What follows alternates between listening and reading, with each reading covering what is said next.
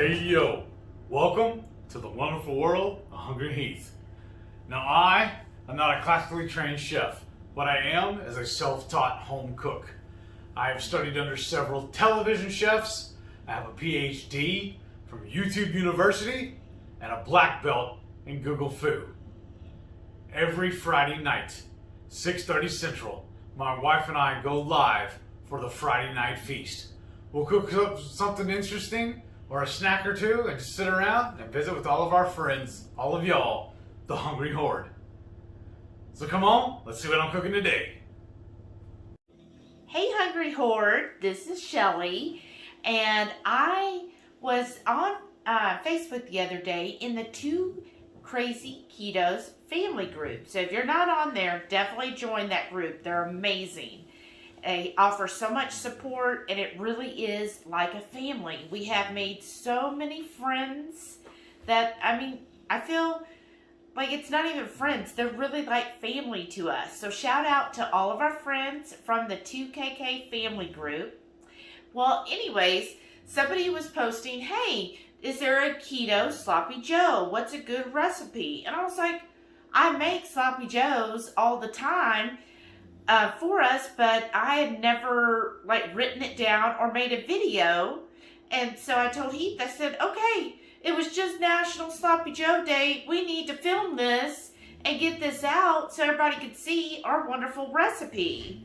So join me today. I'm going to start getting started, get everything together, and show you how we make this simple, easy recipe using an Instant Pot. It's so easy and quick, and it's a great meal prep option as well. For this recipe, what you're going to need is about 2.5 to 3 pounds of your choice of ground beef, or ground meat rather.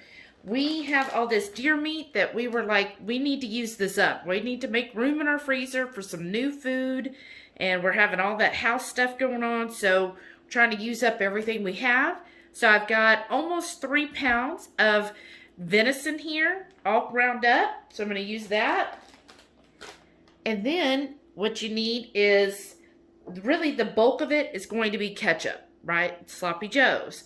So of course I'm using my Primal Kitchen ketchup. Now if I had it, I would have used the spicy version, but I just had the regular. That's the good thing about Sloppy Joes, or Sloppy Joels. You make it as spicy or mild as you like it. So we'll need some butter, a little bit of swerve, some dry mustard, garlic powder, onion powder, salt, pepper, and some crushed red pepper to taste. And also, we're going to use Hungry Heath's pork and poultry rub. And then to finish off, use a little bit of Louisiana or your choice of hot sauce like Tabasco. And again, that's just a taste. So if you're someone like Shauna, not into heat, you can leave this out. It's simply optional. Now, if you're like some of our other family members that love heat, shout out Renee, then, kick it up a notch and use your favorite hot sauce. Okay? And then, of course, you need your Instant Pot. So we're going to get started. And the first thing I'm going to do is open up this ground meat. As you can see, it is thawed and it's going to be a little messy. So I'm going to go ahead and get the ground beef into my Instant Pot, or ground venison, sorry, into the Instant Pot, and then we'll do everything else. So here's the thing, when you buy or get meat from someone and they just label something boneless, and I could have swore they said, oh, the boneless means ground. We opened it up and they were actually little sirloin steaks. So I got my sous chef cutting it up. So he's been cutting it up for me into little chunks. So if we were at the house, we have a grinder, so we would have just ground it up, but we're here, we're making do, and this will be fine with little chunks because by the time we start cooking everything, it's going to, kind of melt down and become a little more of shredded. So that'll work. So let me show you what we're going to do to get this started. Okay, so what I've done is I got the meat all in here. I'm going to put it on the saute setting, which I have. Now, since this is really, really lean, right? Venison is very lean to begin with, and since this looks like sirloin steaks, I mean, I barely see any fat on these. So they were probably trimmed of the fat and just the little sirloin. So I'm going to add about 2 tablespoons of butter. Now, if you were doing this with a ground meat like a hamburger, I would recommend like the 80-20. If you did that, you probably don't need to add any butter. But if you're going to go leaner than that, then you want to go ahead and add some butter in here, because we do want to have the fat in this. So I just got it on saute. I added the butter. And then what you're going to need, the bulk of it, as I said, is the ketchup.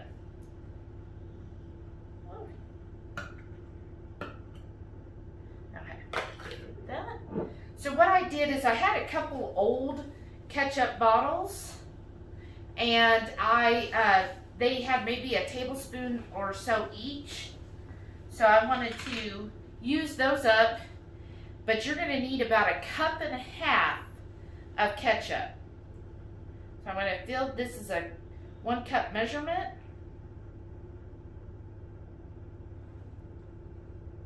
I'm going to add that in here.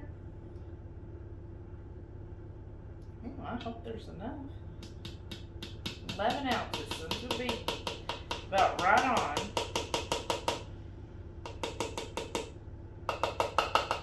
You know, with this, I think 1 cup is going to do it. And then also what you want is about 1 cup of either water or broth. Your choice. What I did is I took, and in those bottles that were almost empty, I put the liquid in here, and I shook it up to kind of get the rest of the remnants. Because if you've watched us before, we hate wasting, and one of my biggest pet peeves is on cooking shows when they would show them, you know, oh, okay, here's what I just poured in here, and then when they scoop it out, they leave like half of it in the container. I'm like, what are you doing with the rest of that? Are you really going to put all that down the drain? Like, it always bothered me. So I try to use everything up. So I'm just going to put it back in that measuring cup, because there was also a lot in the measuring cup, and I want to get all of this in here. So again, I had 2 bottles that were nearly empty, and I'm going to pour that in here. Try to pour out all of that and get all of those remnants.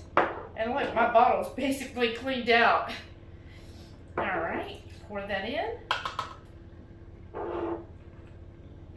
And I'm going to stir this up. I can tell that it's coming up. Right now we basically got venison and ketchup and a little butter. I'm just going to give that a good stir. Now there we go. Yeah, coat all of those pieces. If you had ground beef, just stir it till it's well combined. And then what we're going to start with is our onion powder. Yeah. And basically, it's real simple. You want a teaspoon of onion powder, a teaspoon of garlic. So I'm using my Keto Chow measuring spoons. Aren't these adorable? So I'm going to go to the 1 teaspoon. That's this one. So a teaspoon of the onion powder. I'll sprinkle that in there on top. And then I want also a teaspoon of garlic powder.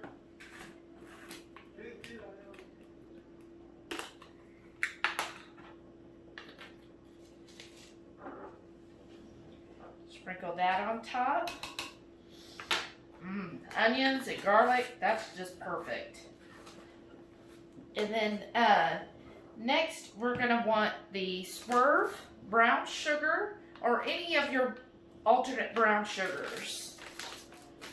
And we're going to do a tablespoon. I don't want this real sweet because once you've been doing keto for a while, if you're new to keto, you'll find after a while that your sweet tooth gets a little more sensitive. Like you can taste, I sometimes on heavy whipping cream will taste sweet to me. So just stick with it. I always would have a terrible sweet tooth where I always wanted all the sweet stuff. And the longer I've been doing keto now, the less I even want all of that. And then I can just taste it in the simplest things. Okay. And then we want a teaspoon of our dry mustard.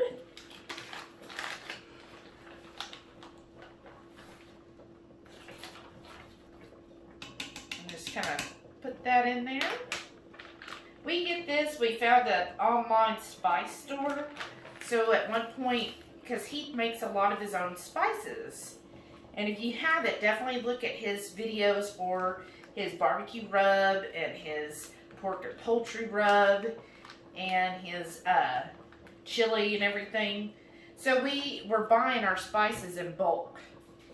And then to this one, I'm going to add his Hungry Heat's pork and poultry rub. I love this rub. God, it smells so good.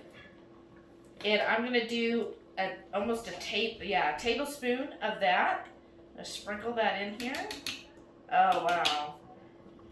And of course, this does have a little swerve in it as well.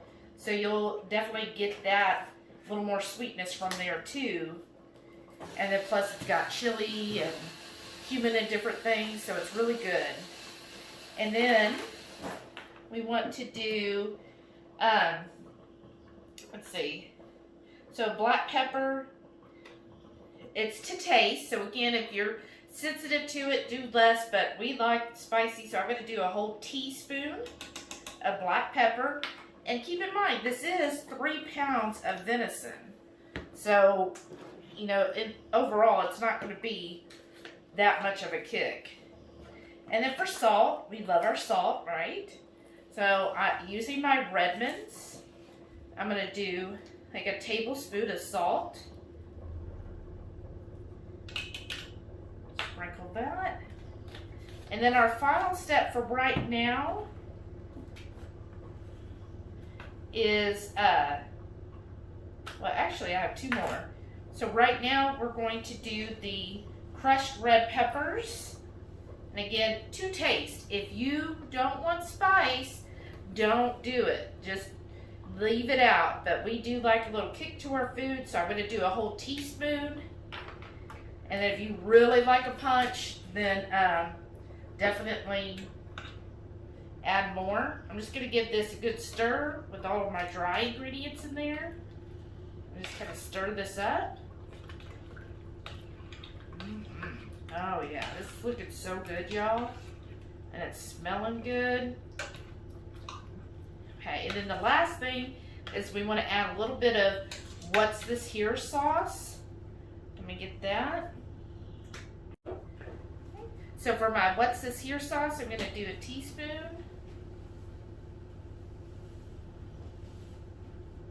There we go. Pour that in there. Awesome. And then I'm just going to stir this up and then show you what it looks like.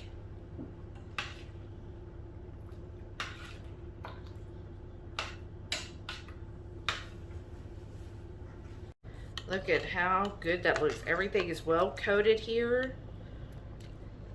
And now what I'm going to do is turn my Instant Pot on like a stew setting for like 90 minutes. Because I want all of this, especially since it's so lean, I want that to just melt in here. Alright, so I've got it right now on saute, so I have to cancel that. And then I'm going to go to meat stew. It's set at 35, but I'm going to do 90. And then we always like to just do the natural release. Just find that works out better. So I've got it on 90. And of course I've got it where it's not going to vent there. And then once it goes off in an hour and a half, we just let it sit there. We're in no rush. This is our meal plan for the week. So it's okay to let that set up. And then I'm just going to clean everything else up. And then we're good. That was that easy. So this Sloppy Joe mix came out a little more watery than we expected. So I'm going to turn the fire up on it and boil some of it off. I had a little bit of a jalapeno, and I went ahead and added that to it as well. All right, we're ready for lunch. We meal prepped this beautiful venison into some sloppy joels in a bowl. So there's Heath's. See, we topped it with some yummy mozzarella cheese. And then here's mine. And let's take a taste, too. Oh, look at that. How nice that is. Yeah, since we're doing bunless Sloppy Joes, and y'all knows my affinity for alliteration, I said, why not a Sloppy Joel in a bowl?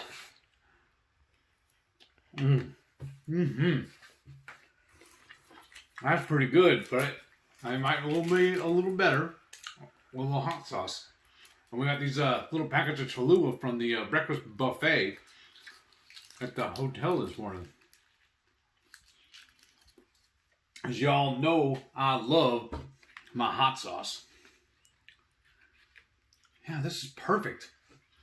It's nice and meaty. I like this mozzarella on it. I've never done mozzarella on Sloppy Joes before. This is good. I usually do cheddar, but this mozzarella fits nice. Look at that.